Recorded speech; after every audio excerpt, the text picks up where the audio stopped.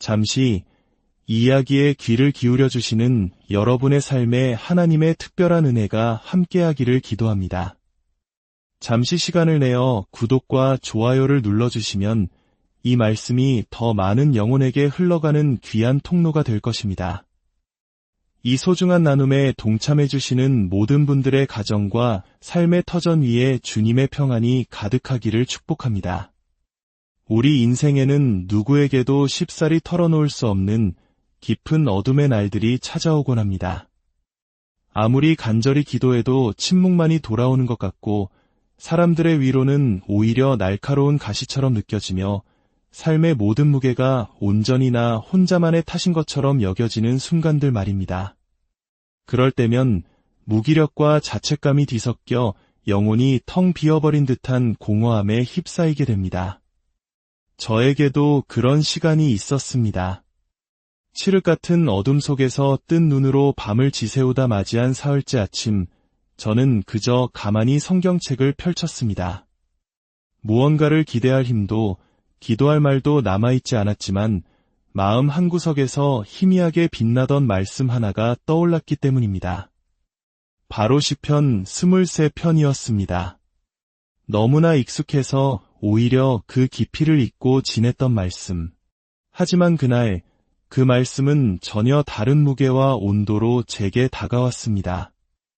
여호와는 나의 목자시니 내게 부족함이 없으리로다. 삶이 송두리째 흔들리고 있을 때 이 첫 구절은 가장 본질적인 진리를 제 영혼에 선포하고 있었습니다. 하나님이 정말 나의 목자시라면 내가 무엇을 더 붙잡으려고 그토록 발버둥 쳤던 걸까? 그 문장을 눈으로 읽고 마음으로 따라 읽고 다시 눈을 감고 조용히 읊조렸습니다. 그렇게 30분쯤 흘렀을까요? 이상하게도 마음 한가운데에서부터 부드러운 온기가 스며들기 시작했습니다. 특별한 기적이 일어나거나 외적인 상황이 바뀐 것은 아무것도 없었습니다. 하지만 제 안에서 아르르 무너져 내렸던 구조가 아주 조금씩 제자리를 찾아가며 다시 세워지는 것이 느껴졌습니다. 그 이유를 저는 3절 말씀에서 발견했습니다. 내 영혼을 소생시키시고 자기 이름을 위하여 이의 길로 인도하시는도다. 진정한 회복은 상황의 변화가 아니라 영혼의 회복에서부터 시작된다는 이 진리가 벼락처럼 제 마음에 깊이 박혔습니다. 소생시키시고라는 이 말의 히브리어 원어는 돌아오게 하다, 다시 숨쉬게 하다라는 뜻을 지니고 있다고 합니다. 완전히 쓰러져 숨조차 쉴 수 없는 존재에게 생명을 다시 불어넣는 일, 그것은 오직 주님께서 친히 하시는 일이었습니다. 지금 당장 내가 할 수 있는 일은 아무것도 없어 보일지라도 하나님은 여전히 일하고 계셨습니다. 그리고 그 일의 시작은 제 영혼의 가장 깊숙한 곳에서부터 이미 이루어지고 있었습니다. 이것은 인간의 노력이나 긍정적인 생각만으로는 결코 흉내낼 수 없는 영역입니다. 마음을 다잡는 것도 중요하지만 근본적인 회복은 오직 살아있는 말씀으로부터 시작되는 것입니다. 그날 하루는 어제와 똑같은 일상이었지만 저의 마음가짐은 완전히 달라졌습니다. 사람의 말보다 주님의 말씀에 더 귀를 기울이게 되었고 내가 할 수 없는 일을 억지로 붙들고 있던 손에 힘을 풀 수 있었습니다. 이러한 내면의 변화는 단숨에 일어나는 기적이 아니라 마치 마른 땅에 조용히 스며드는 물처럼 마음 깊은 곳에서부터 확실하게 자리 잡아가는 하나님의 은혜였습니다. 다음 날 아침 다시 시편 23편을 묵상할 때 제 마음속에 또 다른 말씀이 떠올랐습니다. 바로 시편 42편 5절의 고백이었습니다. 내 영혼아 내가 어찌하여 낙심하며 어찌하여 내 속에서 불안해하는가. 너는 하나님께 소망을 두라. 그가 나타나 도우심으로 말미암아 내가 여전히 찬송하리로다. 이것은 단순한 자기 암시나 주문이 아닙니다. 낙심한 영혼을 향해 스스로 일어나라고 명령하는 이 구절은 내 안에 잠들어 있던 영혼을 깨우시는 하나님의 음성이었습니다. 주님은 말씀을 통해 메마른 내 영혼의 생명의 호흡을 불어넣으시고 쓰러져 있던 자아를 친히 일으켜 세우시며 다시금 하나님을 바라보게 하십니다. 회복의 첫 단계는 문제 해결이 아니라 무너진 내면의 중심을 바로 세우는 것이었고, 그것은 오직 말씀의 반석 위에서만 가능한 일이었습니다. 묵상을 시작한 첫날, 비록 외적으로는 아무 일도 일어나지 않았지만 저는 주님께서 제 영혼의 생기를 불어넣으셨음을 분명히 경험했습니다. 그리고 이틀 후 예상치 못한 전화 한 통을 받았습니다. 오랫동안 오해와 서운함으로 얽혀있던 관계가 풀릴 수 있는 실마리가 되는 대화였습니다. 하지만 그 전화를 통해 얻게 된 가장 큰 은혜는 상황의 변화 그 자체가 아니라 그 모든 순간에도 주님이 나를 인도하고 계신다는 선명한 확신이었습니다. 시편 23편은 단순한 위로의 시가 아닙니다. 그것은 삶의 모든 순간을 관통하는 살아있는 선언이며 영혼을 일으켜 세우는 능력입니다. 목자 되신 하나님은 우리의 어려운 상황을 외면하지 않으시되 가장 먼저 우리의 영혼을 만지십니다. 그래서 시편 기자는 감히 선포할 수 있었던 것입니다. 내 영혼을 소생시키시고 라고. 그분은 우리를 향한 사랑으로 우리 스스로도 포기해버린 마음 깊은 곳까지 찾아오십니다. 그리고 아무런 조건 없이 오직 말씀으로 우리를 다시 숨쉬게 하십니다. 이것이 바로 시편 23편 묵상 첫날 하나님께서 제게 보여주신 회복의 첫 번째 증거였습니다. 사람의 마음은 피곤할수록 더 시끄러워집니다. 처리해야 할 일이 많아서가 아니라 마음이 복잡해서 진정한 쉼을 얻지 못하는 날들이 있습니다.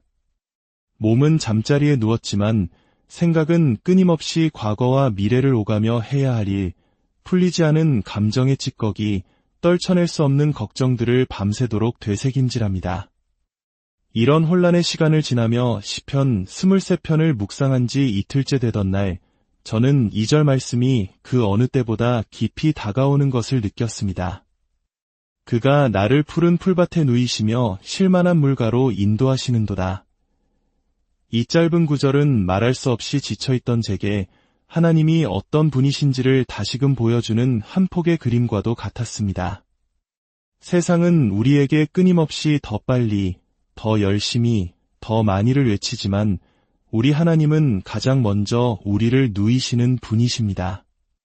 그분이 이끄시는 쉼은 우리가 억지로 만들어낸 틈새의 휴식이 아니라 하나님께서 친히 준비하신 은혜의 자리에 눕게 하심으로 시작됩니다. 이 구절에서 특히 인상 깊은 점은 쉴 만한이라는 표현입니다. 이것은 그저 조용한 장소를 의미하는 것이 아닙니다. 쉼이 가능한 상태, 곧 우리의 영혼이 하나님 앞에서 온전히 안식할 수 있는 바로 그 자리를 뜻합니다. 그리고 시인은 그곳으로 하나님이 직접 인도하신다고 고백합니다. 즉, 이 쉼은 내가 선택하고 만들어내는 것이 아니라 하나님의 인도하심에 순종하며 따라갈 때에만 도달할 수 있는 은혜의 장소라는 의미입니다. 가만히 눈을 감고 그 장면을 떠올려 보았습니다. 넓게 펼쳐진 푸른 초원과 그 가운데로 고요히 흐르는 맑은 물가, 그리고 선한 목자가 지친 양을 부드럽게 눕게 하는 평화로운 모습. 그것은 단순한 자연 풍경이 아니라 하나님의 사랑이 만들어낸 치유의 현장이었습니다. 하나님은 우리가 지쳐 쓰러질 때까지 기다리시는 분이 아닙니다. 지치기 전에 먼저 푸른 풀밭에 누이시고 우리 영혼이 다 무너지기 전에 먼저 쉴만한 물가로 인도하십니다. 묵상을 통해 이 진리를 깊이 곱씹자 제 안을 가득 채우고 있던 욕심과 조급함이 한 겹씩 벗겨져 나가는 듯했습니다. 삶을 당장 바꾸려고 애쓰는 대신 오늘 하나님께서 나를 어느 자리로 부르시는지를 잠잠히 바라보는 영적인 눈이 뜨이기 시작한 것입니다. 그때 저는 깨달았습니다. 제 삶에 쉼이 없었던 이유는 어려운 상황 때문이 아니라 참된 쉼을 허락하시는 하나님을 잊고 살았기 때문이라는 사실을 말입니다. 시편 62편 1절에서 시인은 이렇게 고백합니다. 나의 영혼이 잠잠히 하나님만 바라미어 나의 구원이 그에게서 나오는도다. 이 말씀이 시편 23편의 흐름과 연결되면서 제 마음은 오랜만에 평온이라는 이름의 강가에 앉게 되었습니다. 내일이 어떻게 될지 알 수 없어도 오늘 하나님이 이끄시는 바로 이 자리에서 잠시 눈을 감고 쉴 수 있다는 것, 그것 자체가 이미 놀라운 회복이었습니다. 그날 저녁 아주 작은 사건이 있었습니다. 이전 같았으면 마음이 상하고 흥분했을 법한 어떤 말 한마디에 제 마음이 놀랍도록 고요하게 반응하는 것을 느꼈습니다. 전에는 그런 일이 생기면 곧바로 스트레스가 차오르고 머릿속이 복잡해지곤 했는데 그날은 제 마음 깊은 곳에 말씀이 만들어낸 한 줄기 고요함이 흐르고 있었습니다. 시편 23편을 묵상하면서 제 안에 자리 잡기 시작한 하나님의 질서, 그분이 이끄시는 쉼의 리듬이 실제 삶 속에서 저의 반응을 바꾸기 시작한 것입니다. 주님은 우리를 단지 위로만 하시는 것이 아니라 우리의 삶의 방식 자체를 근본적으로 변화시키십니다. 그리고 그 변화의 시작점이 바로 쉴만한 물가입니다. 모든 것을 잊고 쉬는 세상적인 휴식이 아니라 오직 하나님의 임재 안에서만 가능한 참된 안식의 자리. 이 자리에 도달하는 유일한 길은 오늘도 나의 목자 되신 주님을 잠잠히 따라 걷는 것뿐입니다. 그날 이후 저는 조금씩 숨을 고르기 시작했습니다. 과도한 계획을 내려놓고 결과를 붙들고 있던 손을 펴고 오늘 하루 주님이 주신 만큼만 살아내는 훈련을 시작했습니다. 하나님께서 오늘 이끄신 이 평온한 물가가 내 인생의 최종 목적지가 아니라 내 영혼이 살아나고 새 힘을 얻게 되는 귀한 통로임을 알게 되었기 때문입니다. 마치 바쁘게만 뛰어다니던 제게 하나님께서 이렇게 말씀하시는 듯했습니다. 얘야, 조금 천천히 와도 괜찮다. 나는 내가 무너지기 전에 이미 너를 눕히고 회복시키고 싶었단다. 그 음성은 너무나 따뜻했고 그 자리는 제가 다시 일어설 수 있는 충분한 은혜의 자리였습니다. 이것이 시편 23편을 묵상한 두 번째 날 하나님이 제게 보여주신 회복의 증거였습니다. 우리는 인생의 낮고 깊은 골짜기를 걸어갈 때 흔히 하나님이 아주 멀리 계신다고 생각합니다. 마음이 어두워질수록 기도는 점점 짧아지고 말씀은 눈에 들어오지 않으며 주님의 손길은 아득하게만 느껴집니다. 하지만 시편 23편 4절은 바로 그런 영혼을 향해 가장 다정하고도 담대하게 선언합니다. 내가 사망의 음침한 골짜기로 다닐지라도 해를 두려워하지 않을 것은 주께서 나와 함께 하심이라. 주의 지팡이와 막대기가 나를 안위하시나이다. 이 말씀은 단순한 위로가 아닙니다. 그것은 캄캄한 광야를 건너는 자만이 온몸으로 체험할 수 있는 동행의 실체입니다. 사망의 음침한 골짜기는 우리의 인생에서 결코 피할 수 없는 순간들을 의미합니다. 실패, 상실, 질병, 인간관계의 붕괴, 깊은 낙심과 죄책감, 감정의 침체. 누구나 그 골짜기를 지나야 할 때가 있고 피하려 해도 반드시 마주하게 됩니다. 그러나 바로 그 절망의 골짜기 한가운데서 시인은 놀랍게도 두려워하지 않는다고 말합니다. 그 이유는 단 하나입니다. 주께서 나와 함께 하심이라. 우리는 종종 골짜기 자체를 없애달라고 기도합니다. 하지만 하나님은 그 골짜기를 함께 걸으심으로 우리를 회복시키십니다. 하나님은 결코 멀리 계시지 않습니다. 오히려 우리가 가장 어둡다고 느끼는 그 길목에서 가장 가까이 우리 곁에 계십니다. 그분의 지팡이와 막대기는 목자에게 있어 양을 보호하는 가장 중요한 도구입니다. 지팡이는 올바른 길로 인도하고 막대기는 맹수와 같은 위협으로부터 양을 지켜냅니다.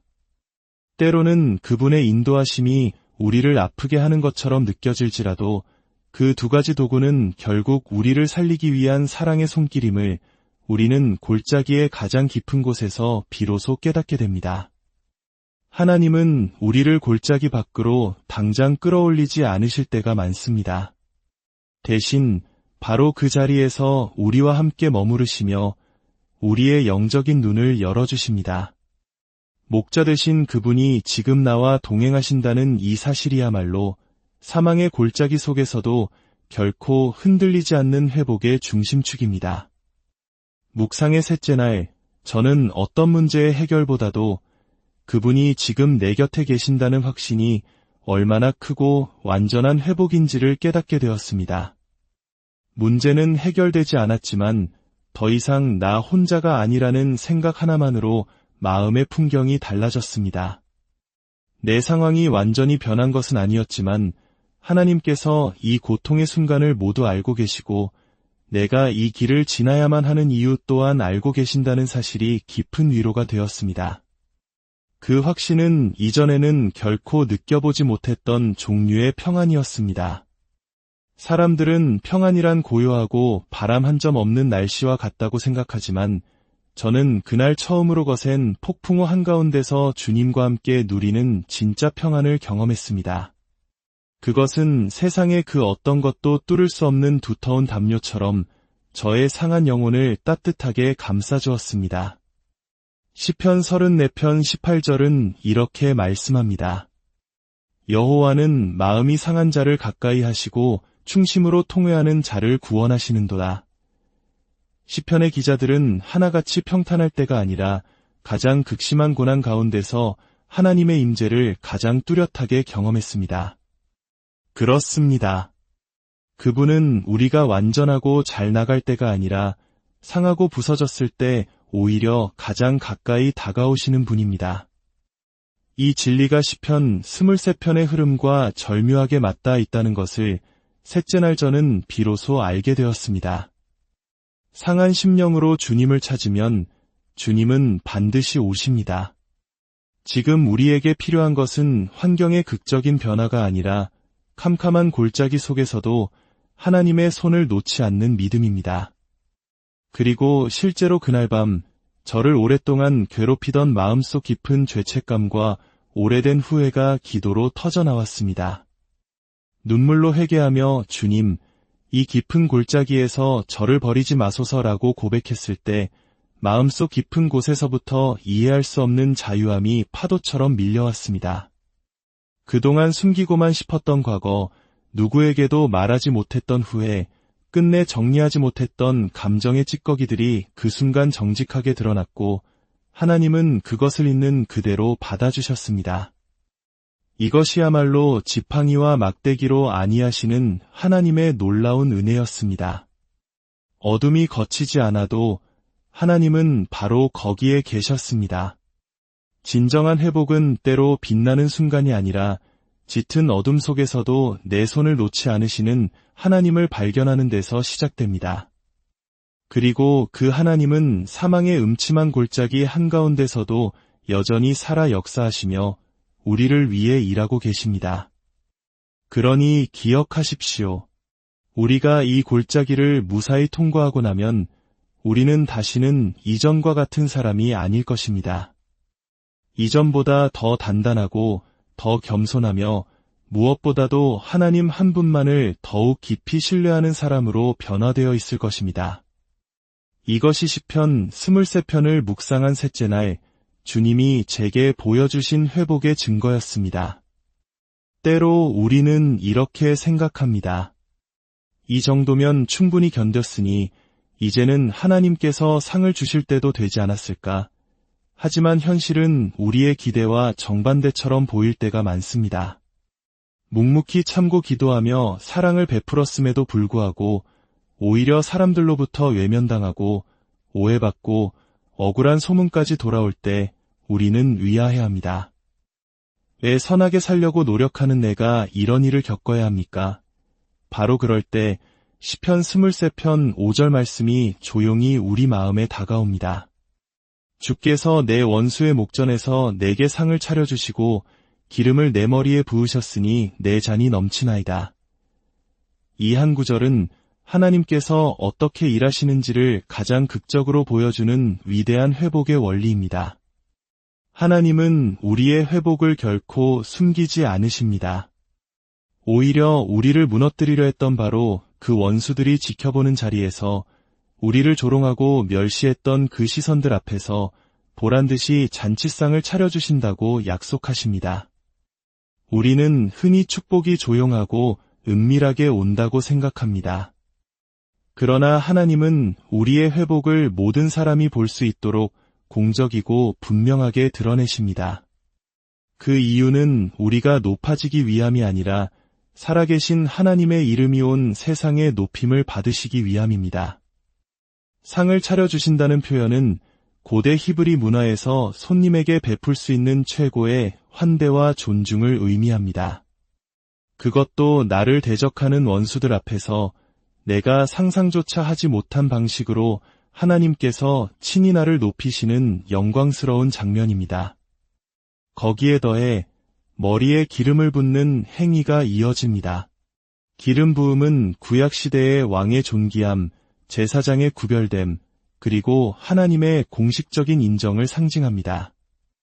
이것은 단순히 물질적인 보상을 넘어 너는 내 사람이라 고온 세상 앞에서 선포하시는 하나님의 가장 위대한 회복의 선언입니다. 묵상의 넷째 날, 저는 오랫동안 제 마음을 무겁게 짓누르던 한 관계를 떠올렸습니다. 굳게 믿었던 사람에게 실망하고 믿음으로 참고 인내했지만 결국은 깊은 상처만 남긴 채 등을 돌려야 했던 상황이었습니다. 그로 인해 생긴 상처는 왜 나에게 이런 일이 일어났는가 하는 깊은 회의감으로 이어졌습니다. 하지만 그날 아침 묵상 중에 마치 하나님의 음성이 제 안에 또렷이 울리는 듯했습니다. 나는 바로 그 자리에서 너를 보고 있었다. 너는 외면당한 것이 아니라 나의 영광을 위해 준비되고 있었던 것이다. 그 음성이 들리는 순간 제 마음을 가득 채웠던 억울함이 눈 녹듯 사라졌습니다. 제가 하나님 앞에서 정직하게 몸부림쳤던 그 모든 순간들이 결국 하나님 나라의 상급으로 하나하나 기억되고 있었다는 사실이 마음 깊이 와 닿았기 때문입니다. 그러고 나서 5절의 마지막 부분을 다시 읽었습니다. 내 잔이 넘치나이다. 하나님의 회복은 단순히 우리의 빈잔을 채워주시는 정도가 아니라 차고 넘쳐서 흘러내리게 하시는 풍성한 방식이라는 것을 깨닫게 되었습니다. 넘친다는 것은 내가 감당하지 못할 만큼 부어주신다는 뜻입니다. 그것은 인간의 욕심에서 비롯된 축복이 아니라 오직 하나님만이 베푸실 수 있는 기름진 은혜의 결과입니다. 억울했던 상황들, 이유 없이 침묵해야 했던 시간들, 기도해도 응답이 없는 것처럼 느껴졌던 그 모든 순간들조차 하나님은 전부 기억하고 계셨습니다. 그리고 마침내 원수들의 눈앞에서 우리를 위한 잔치를 베푸십니다. 이것은 유치한 복수나 무너진 자존심의 회복이 아닙니다. 오히려 우리가 가장 낮아졌던 바로 그 순간에 주님께서 친히 우리 머리에 손을 얹으시고 우리를 다시 세우시는 감격적인 은혜의 자리입니다. 그 상은 내가 옳았다는 것을 입증하기 위함이 아니라 하나님께서 살아계신다는 것을 나타내기 위한 것입니다. 시편 31편 19절에서 시인은 이렇게 고백합니다. 주를 두려워하는 자를 위하여 쌓아두신 은혜, 곧 주께 피하는 자를 위하여 인생 앞에 베푸신 은혜가 어찌 그리 큰지요. 하나님의 회복은 단지 우리의 상처를 아물게 하는 것에서 그치지 않습니다. 그분은 그 상처 자국마저도 사용하셔서 하나님의 은혜를 증거하는 영광스러운 훈장으로 바꾸시는 분입니다. 하나님은 우리가 무너졌던 자리를 외면하지 않으십니다. 오히려 바로 그 실패와 아픔의 자리에서 가장 성대한 상을 베푸십니다. 그리고 그 상은 반드시 하나님의 때가 되면 모든 사람이 똑똑히 보게 될 것입니다. 우리가 침묵으로 견디었던 그 시간은 결코 헛되지 않았습니다. 원수의 목전에서 상을 받는다는 것은 결국 나라는 연약한 존재가 아닌 하나님께서 내 삶을 어떻게 이끄셨는지를 만천하에 드러내는 영광스러운 간증이 될 것입니다. 그날 밤 저는 다시 한번 용기를 냈습니다. 제게 깊은 상처를 주었던 그 사람을 위해 기도하기 시작했습니다. 그 기도는 억지로 짜낸 용서가 아니라 제 안에서 진심으로 흘러나오는 중보 기도였습니다. 하나님께서 나를 완전히 회복시키셨다는 가장 확실한 증거는 내게 상처 준 사람을 다시 축복할 수 있는 자유가 내 안에 생겨나는 바로 그 순간이었습니다. 그것은 세상 누구도 빼앗을 수 없는 평안이었고 넘치는 잔이 만들어낸 풍성함이었습니다. 주님이 내 머리에 기름을 부으셨다는 말씀이 그날 밤 제 삶 속에서 그렇게 현실이 되었습니다. 이것은 외적인 변화가 아니라 내면 깊은 곳에서 일어나는 조용한 성령의 역사였습니다. 이것이 시편 23편을 묵상한 넷째 날 하나님이 제게 보여주신 회복의 증거였습니다. 우리네 삶은 때때로 우리가 전혀 원하지 않는 길로 우리를 데려갑니다. 상실을 견뎌야 하고 침묵하시는 듯한 하나님 앞에서 막막한 하루를 보내기도 합니다. 그러나 시편 23편은 우리가 그렇게 느끼는 순간에도 결코 혼자가 아님을 알려주는 강력한 선언으로 그 대미를 장식합니다. 내 평생의 선하심과 인자하심이 반드시 나를 따르리니 6절의 이 말씀은 하나님의 회복이 단 한 번의 사건으로 끝나는 것이 아니라 우리의 평생에 걸쳐 주어지는 흔들리지 않는 약속임을 선포합니다. 이 구절을 묵상한 다섯째 날, 저는 한 가지 중요한 진실과 마주했습니다. 저는 그동안 제 삶에 있었던 좋은 일들을 대부분 제가 노력해서 얻은 결과라고 착각하며 살아왔습니다. 그러나 시편 기자는 아주 단호하게 말합니다. 내 평생에 그리고 반드시 하나님의 선하심과 인자하심이 나를 따를 것이라고 말입니다. 여기에 아주 중요한 신앙의 전환점이 있습니다. 그것은 내가 하나님의 선하심을 필사적으로 쫓아가는 것이 아니라 오히려 하나님의 선하심과 인자하심이 포기하지 않고 나를 끝까지 따라오고 있다는 놀라운 고백입니다. 이것은 수동적인 체념이 아닙니다. 변함없으신 하나님의 성품이 결코 내 삶을 놓지 않으시겠다는 은혜의 약속입니다. 우리는 늘 불안해합니다. 오늘은 괜찮았지만 내일은 또 무너질까봐, 지금은 이겨냈지만 또다시 같은 문제가 찾아오면 속수무책으로 쓰러지지 않을까 두려워하며 살아갑니다. 그러나 시편 23편의 이 구절은 하나님의 선하심이 우리의 연약함보다 훨씬 더 끈질기고 더 충만하며 더 멀리까지 우리를 따라오신다는 위대한 회복의 선언입니다.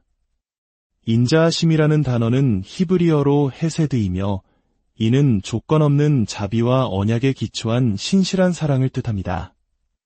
이 사랑은 우리의 상태에 따라 변하지 않으며 우리가 실패했을 때도 떠나지 않고 심지어 우리가 하나님을 잊고 돌아설 때조차도 우리를 다시 돌아오게 하시는 하나님의 끈질긴 은혜입니다. 묵상하는 동안 저는 제 삶의 발자취를 조용히 돌아보았습니다.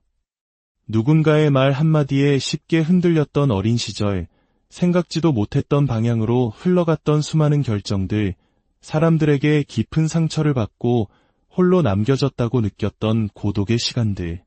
그런데 신기하게도 그 모든 순간들을 통과하여 지금 이 자리에 서 있다는 사실 자체가 바로 하나님의 선하심이 단 한순간도 쉬지 않고 나를 따라오고 계셨기 때문이라는 벅찬 깨달음이 밀려왔습니다. 내가 이만큼이라도 살아낼 수 있었던 이유는 나 자신이 강해서가 아니라 하나님께서 내 뒤에서 나를 보호하고 붙드시며 회복시키셨기 때문이었습니다. 이 말씀은 우리의 미래를 보장하는 약속일 뿐만 아니라 우리의 아픈 과거마저도 은혜로 다시 해석하게 하는 놀라운 진리였습니다. 어떤 신학자는 이 구절을 읽고 이렇게 고백했다고 합니다. 나는 단 한 번도 하나님의 선하심과 인자하심을 앞질러 달려간 적이 없다. 언제나 그분이 내 뒤에서 나를 붙들고 계셨다. 이 고백이야말로 시편 23편 6절이 오늘 우리에게 주는 복음의 핵심입니다. 하나님의 회복은 우리의 불안한 발걸음보다 더 가까이서 더 확실하게 그리고 영원히 지속적으로 이루어집니다. 이 진리가 제 안에 깊이 자리 잡았을 때 저는 비로소 하루의 끝을 불안 없이 마주할 수 있었습니다. 내일 무슨 일이 일어날지 다 알 수 없어도 전능하신 하나님께서 내 삶의 든든한 뒷배가 되어주신다는 확신이 있었기 때문입니다. 시편 139편 5절에서도 시인은 이렇게 노래합니다. 주께서 나의 앞뒤를 둘러싸시며 내게 안수하셨나이다.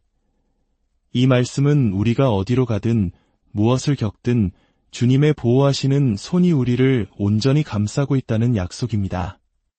시편 23편의 흐름과 완벽하게 맞닿아 있는 이 진리는 하나님의 회복이 한순간의 감격으로 끝나는 것이 아니라 우리의 인생 여정 끝까지 지속된다는 확실한 보증수표와 같습니다. 우리는 자주 실패하고 자주 지치며 자주 두려워합니다. 그러나 하나님의 선하심과 인자하심은 결코 우리를 포기하지 않으십니다. 나는 하나님을 자주 잊지만 하나님은 나를 결코 잊지 않으시며 나는 자주 지치지만 우리 하나님은 결코 지치지 않으십니다. 그날 밤 저는 다시 하나님께 기도드렸습니다. 주님, 제 삶의 뒤안길을 돌아보게 해주셔서 감사합니다. 제가 미처 알지 못했던 순간에도 주님은 거기 계셨고 제가 속절없이 무너져 내릴 때도 주님은 저를 떠나지 않으셨습니다. 오늘 제가 또다시 넘어질지라도 주님의 그 끈질긴 사랑이 저를 다시 붙드실 것을 믿습니다. 이 고백을 드리는 동안 제 안에 단단하게 쌓여있던 미래에 대한 두려움이 한꺼풀씩 벗겨지기 시작했습니다. 지금만 평안하면 뭐하나 내일은 또 어떡하지? 라는 불안이 사라지고 변함없으신 주님의 성품에 기대어 나의 평생을 온전히 맡길 수 있다는 깊은 안정감이 자리 잡았습니다. 하나님의 회복은 눈에 보이는 기적적인 변화보다 먼저 우리 안에 흔들리지 않는 확신을 심어주는 일로 시작됩니다. 반드시라는 이 단어는 그 확신의 증표입니다. 하나님은 망설이지 않으십니다. 그분의 사랑은 조건이 없고 그분의 은혜는 계산되지 않으며 그분의 선하심은 바로 오늘, 지금 이 순간에도 당신의 뒤를 힘차게 따라가고 계십니다. 이것이 시편 23편을 묵상한 다섯째 날, 하나님이 제게 보여주신 회복의 증거였습니다. 내가 여호와의 집에 영원히 살리로다. 시편 23편의 마지막 구절이자 시인의 모든 고백이 도달하는 최종 목적지입니다. 이 말씀을 묵상한 여섯째 날, 저는 진정한 회복의 완성이 무엇인지를 깊이 깨닫게 되었습니다. 인생은 결국 어딘가를 향해 떠나는 기나긴 여정입니다. 우리는 이 땅에서 수많은 일을 겪고 많은 것을 소유했다가 잃기도 하며 사랑하는 이들을 먼저 떠나보내기도 합니다. 그런데 다윗은 이 고단한 인생 여정의 끝을 하나님과의 영원한 동거, 즉 여호와의 집으로 고백합니다. 이는 단지 죽음 이후의 천국만을 의미하는 것이 아닙니다. 바로 지금 이 땅을 살아가는 오늘부터 하나님의 임재 안에 거하는 삶, 그 자체가 여호와의 집에 사는 것임을 의미합니다. 시편 23편 전체는 목자이신 하나님께서 우리의 삶전 과정을 어떻게 인도하시고 보호하시며 회복시키시는지를 노래하는 한 편의 서사시와 같습니다. 그리고 그 모든 여정의 결론이 바로 여호와의 집입니다. 여호와의 집은 단순히 화려한 건물을 의미하는 장소가 아니라 하나님의 임재가 머무는 상태, 그분과의 친밀한 관계 그 자체를 뜻합니다. 다윗은 평생 수많은 전쟁을 치르고 뼈아픈 실패를 겪었지만 그의 인생 고백 마지막은 이렇게 끝을 맺습니다. 나는 영원히 하나님의 집에 살 것입니다. 이 고백 속에는 더 이상 세상 풍파에 떠밀려가지 않겠다는 굳건한 신앙, 잠시 머물다 사라지는 평안이 아닌 영원한 정착에 대한 확신이 담겨 있습니다. 그리고 이 확신이야말로 오늘을 살아가는 우리의 삶의 실질적인 회복을 가져다주는 마지막 열쇠가 됩니다. 영원히 거한다는 말은 하나님과 우리의 관계가 결코 끊어지지 않는다는 약속입니다. 그분이 나의 목자시라면 나는 더 이상 길 잃은 양이 아닙니다. 사망의 음침한 골짜기를 지날 때에도, 원수의 목전에서 상을 받을 때에도 결국 내 발이 최종적으로 멈출 곳은 아버지 하나님의 품이라는 이 사실은 우리가 아무리 흔들려도 끝내 돌아갈 본향이 있다는 것을 의미합니다. 때로 회복에 있어 상황의 해결보다 더 중요한 것은 소속감입니다. 내가 누구에게 속해 있는지, 삶이 무너졌을 때 돌아갈 수 있는 집이 있는지, 그 모든 질문에 대한 최종적인 대답이 바로 내가 여호와의 집에 영원히 살리로다입니다. 이 구절을 깊이 묵상하면서 저는 제 신앙의 뿌리를 돌아보게 되었습니다. 그동안 저에게 신앙은 문제를 해결해주는 도구처럼 여겨질 때가 많았습니다. 기도하면 응답받고 예배드리면 복을 받으며 회개하면 기회가 주어지는 식의 계산적인 신앙 말입니다. 그러나 다윗은 그런 차원을 훌쩍 뛰어넘어 하나님 자체를 자기 삶의 목적이자 영원한 거처로 삼습니다.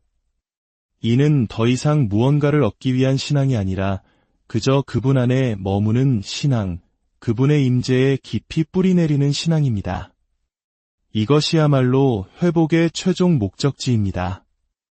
시편 27편 4절에서 다윗은 다시 한번 이렇게 고백합니다. 내가 여호와께 바라는 한 가지 일 그것을 구하리니 곧 내가 내 평생에 여호와의 집에 살면서 여호와의 아름다움을 바라보며 그의 성전에서 사모하는 그것이라. 여호와의 집에 산다는 고백은 삶의 모든 순간 속에서 하나님과 동행하며 그분의 얼굴을 구하겠다는 간절한 갈망입니다. 이런 신앙이 우리 안에 깊이 자리 잡으면 외부에서 불어오는 어떤 것의 풍랑도 더 이상 우리를 뿌리째 흔들지 못합니다. 왜냐하면 우리 내면 가장 깊은 곳에 세상이 빼앗을 수 없는 하나님의 집이 이미 견고하게 세워졌기 때문입니다. 묵상의 6째 날, 저는 한 가지 결심을 했습니다. 하나님께서 마련하신 그 영원한 집을 바로 지금 내 마음 안에 세우자는 결심이었습니다. 날마다 그분을 예배하고 작은 기도와 찬양으로 그분의 임재를 환영하며 모든 상황 속에서 하나님이 나와 함께 계신다는 사실을 기억하기로 했습니다. 그 순간부터 저는 더 이상 외롭지도 막막하지도 않았습니다. 그 어떤 고난도 사라질 것들에 대한 집착도 더는 저를 끌어당기지 못했습니다. 이미 제 안에 하나님과 함께 거하는 영원한 집이 생겼기 때문입니다. 하나님의 회복은 일시적인 기적이 아닙니다. 그것은 하나님의 임재 안에서 영원히 사는 삶, 다시 말해 여호와의 집에 거하는 것으로 완성됩니다. 내가 얼마나 많은 것을 이루었느냐보다 내 영혼이 지금 어디에 머물고 있는지가 훨씬 더 중요하다는 진리를 깨달은 날이었습니다. 진정한 회복은 끝내 하나님과 함께 머무는 바로 그 자리에서 완성됩니다. 그분의 따뜻한 품 안에서 다시 숨을 쉬고 눈물을 흘리고 감사하게 되는 그 순간이 진짜 회복입니다. 그리고 우리 하나님은 결코 우리를 그 집 바깥에 홀로 내버려 두지 않으십니다. 이것이 시편 23편을 묵상한 6째 날, 하나님께서 제게 보여주신 회복의 마지막 증거였습니다.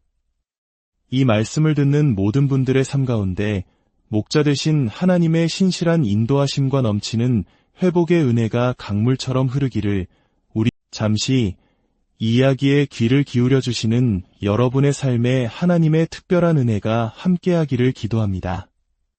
잠시 시간을 내어 구독과 좋아요를 눌러주시면 이 말씀이 더 많은 영혼에게 흘러가는 귀한 통로가 될 것입니다. 이 소중한 나눔에 동참해 주시는 모든 분들의 가정과 삶의 터전 위에 주님의 평안이 가득하기를 축복합니다. 우리 인생에는 누구에게도 쉽사리 털어놓을 수 없는 깊은 어둠의 날들이 찾아오곤 합니다.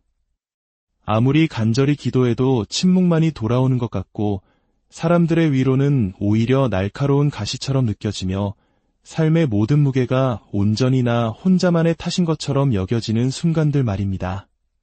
그럴 때면 무기력과 자책감이 뒤섞여 영혼이 텅 비어버린 듯한 공허함에 휩싸이게 됩니다. 저에게도 그런 시간이 있었습니다.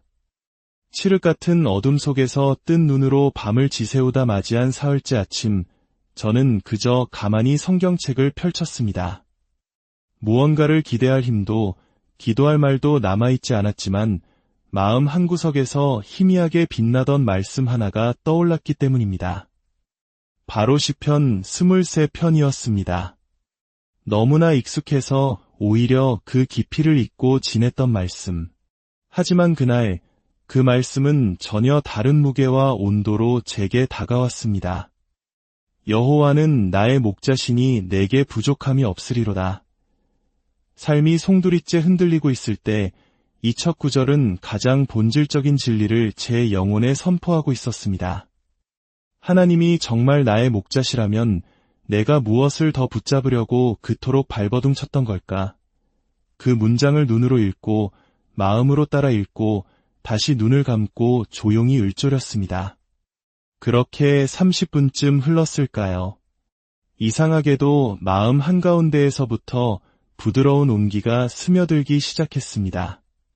특별한 기적이 일어나거나 외적인 상황이 바뀐 것은 아무것도 없었습니다. 하지만 제 안에서 아르르 무너져 내렸던 구조가 아주 조금씩 제자리를 찾아가며 다시 세워지는 것이 느껴졌습니다. 그 이유를 저는 3절 말씀에서 발견했습니다. 내 영혼을 소생시키시고 자기 이름을 위하여 이의 길로 인도하시는도다. 진정한 회복은 상황의 변화가 아니라 영혼의 회복에서부터 시작된다는 이 진리가 벼락처럼 제 마음에 깊이 박혔습니다.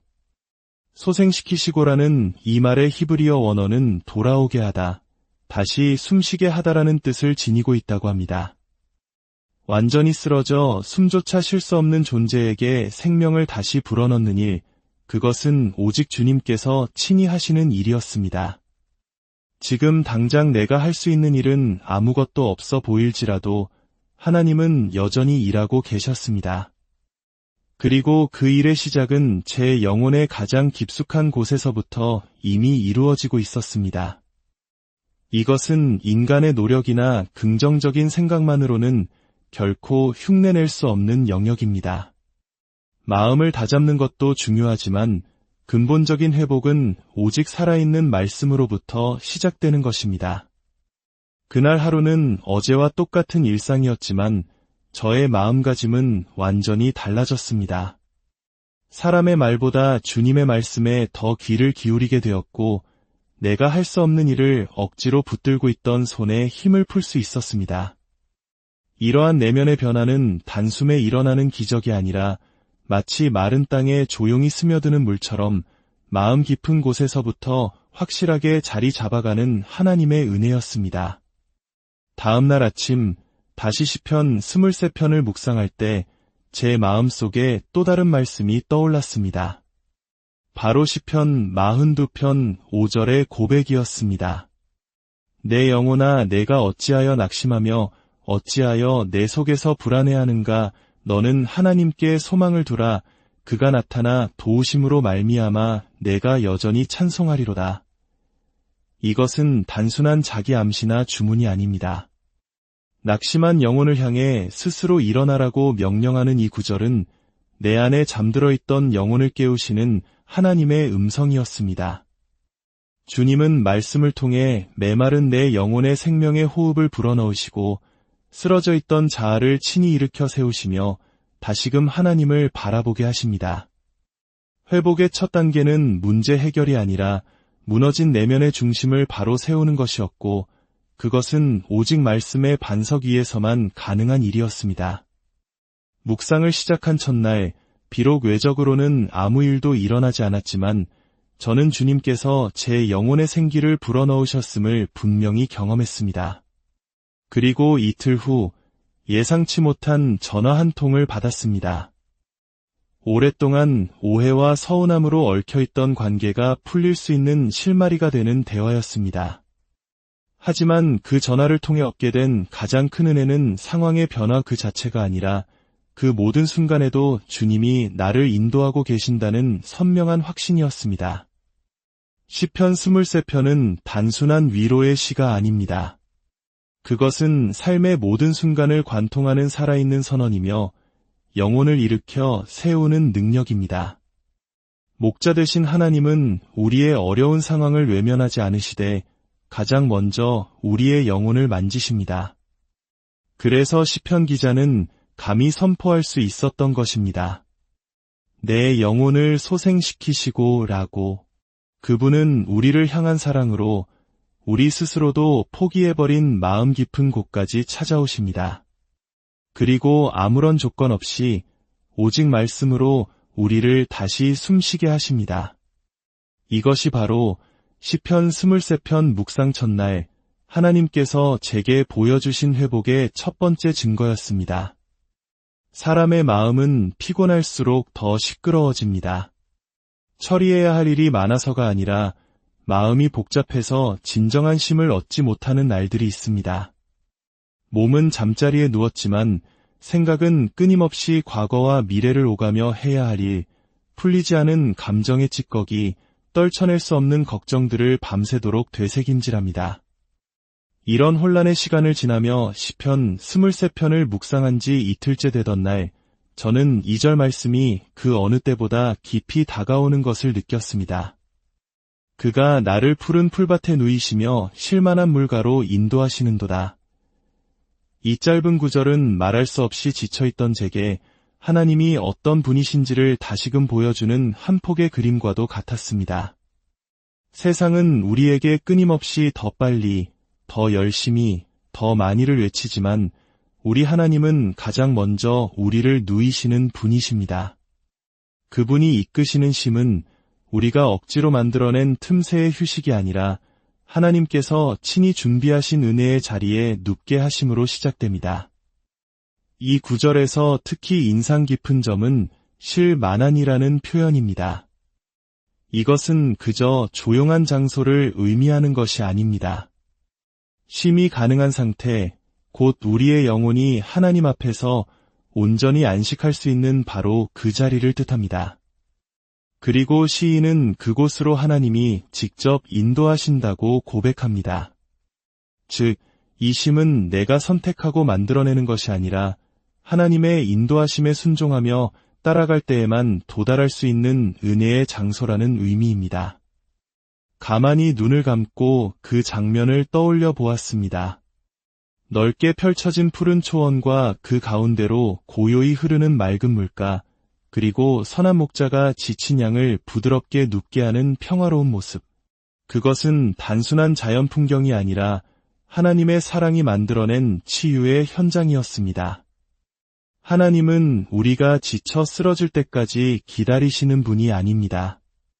지치기 전에 먼저 푸른 풀밭에 누이시고 우리 영혼이 다 무너지기 전에 먼저 쉴만한 물가로 인도하십니다.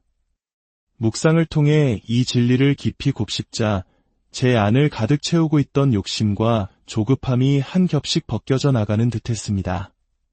삶을 당장 바꾸려고 애쓰는 대신 오늘 하나님께서 나를 어느 자리로 부르시는지를 잠잠히 바라보는 영적인 눈이 뜨이기 시작한 것입니다. 그때 저는 깨달았습니다.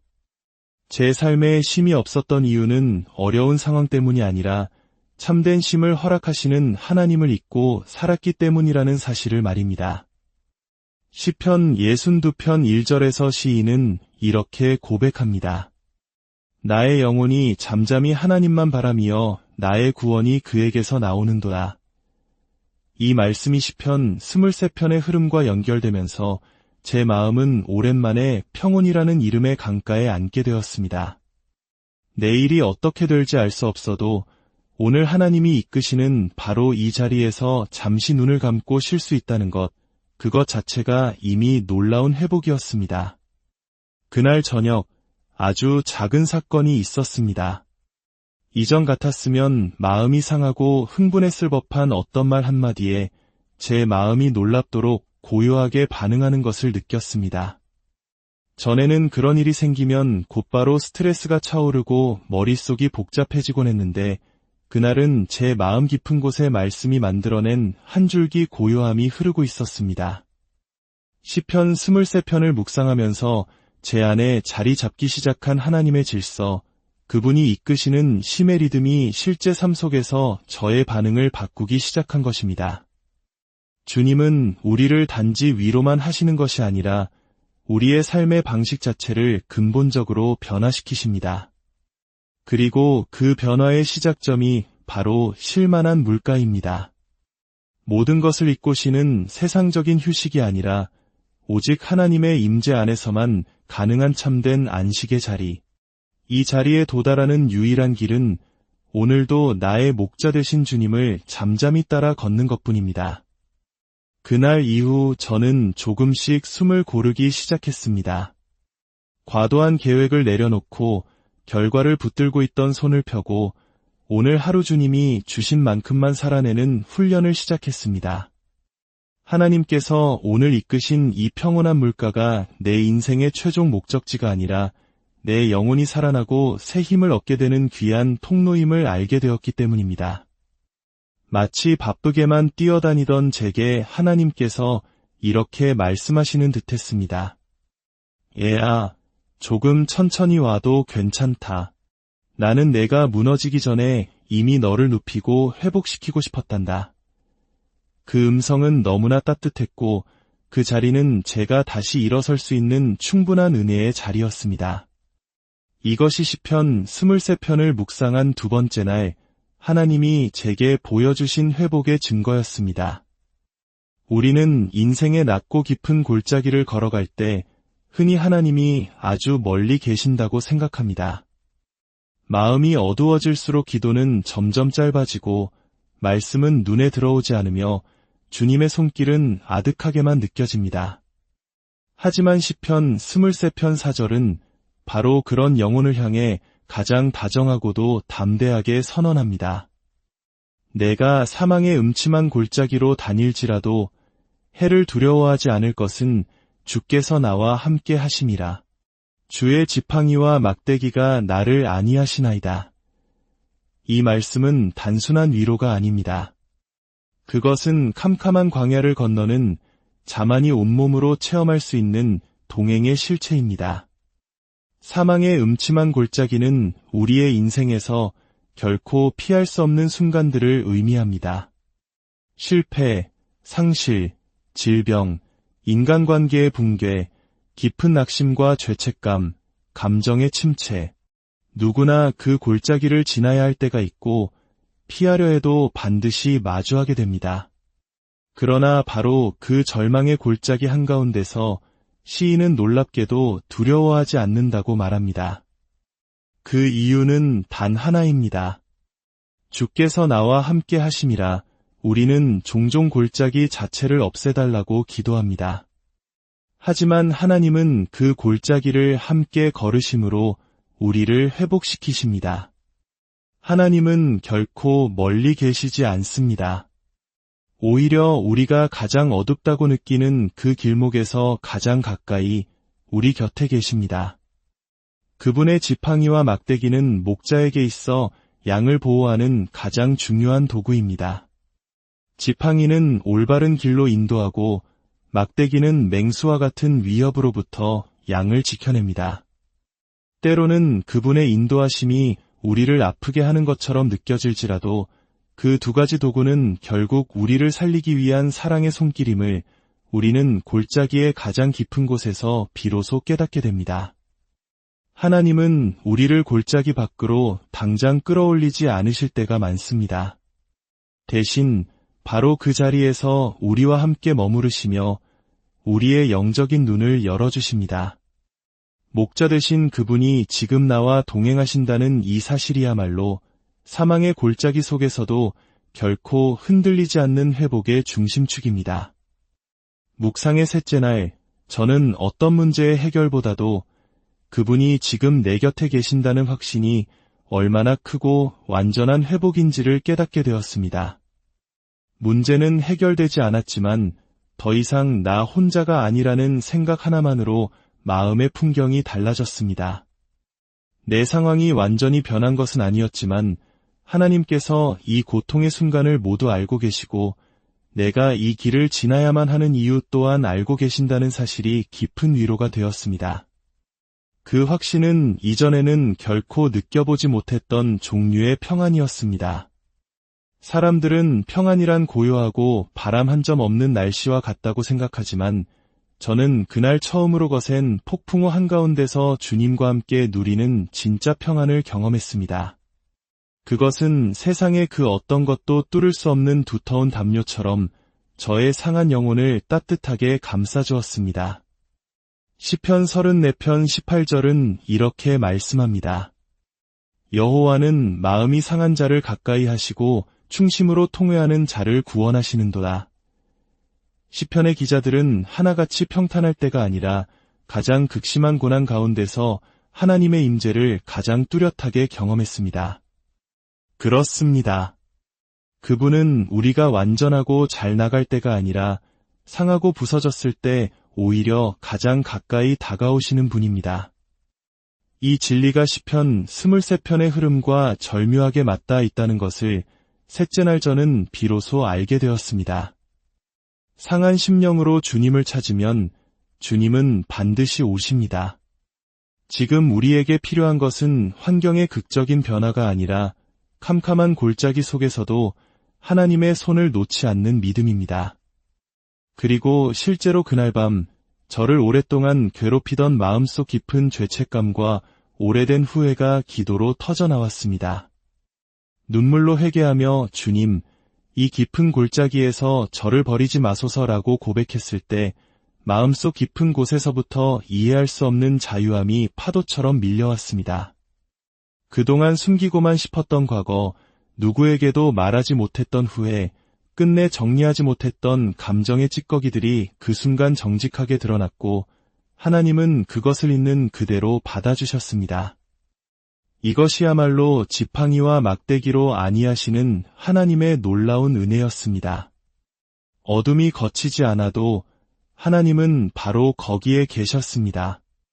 진정한 회복은 때로 빛나는 순간이 아니라 짙은 어둠 속에서도 내 손을 놓지 않으시는 하나님을 발견하는 데서 시작됩니다.